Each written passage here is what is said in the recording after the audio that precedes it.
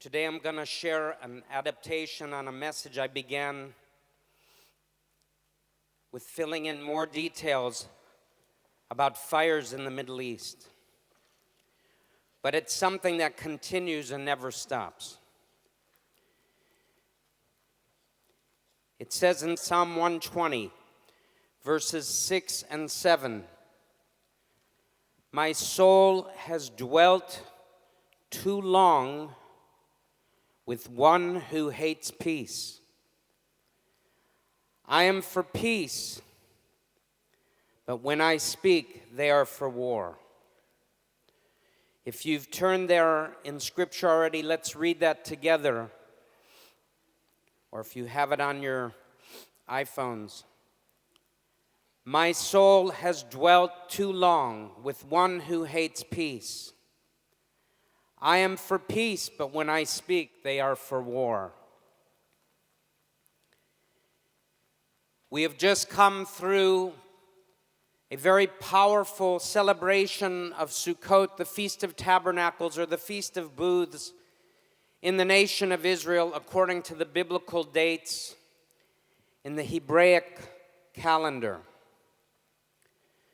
But even while celebrating, not far from where we were marching and not far from where we had our conference in downtown Jerusalem, the battle was raging on the Temple Mount.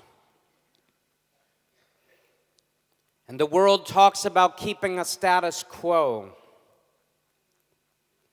which really should bring freedom for all peoples to worship as they believe and as Israel has maintained to seek and stabilize the status quo.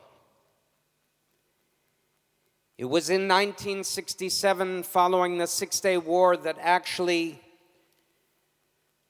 one of our former praised military commanders named Moshe Dayan,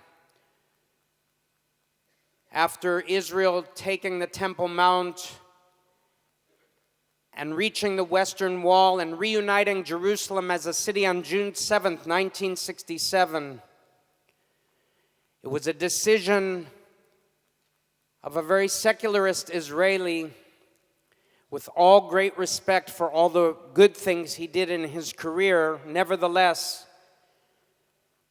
returned a oversight, religiously speaking, of the Temple Mount within the Islamic Waqf, or the Religious Council of Islam.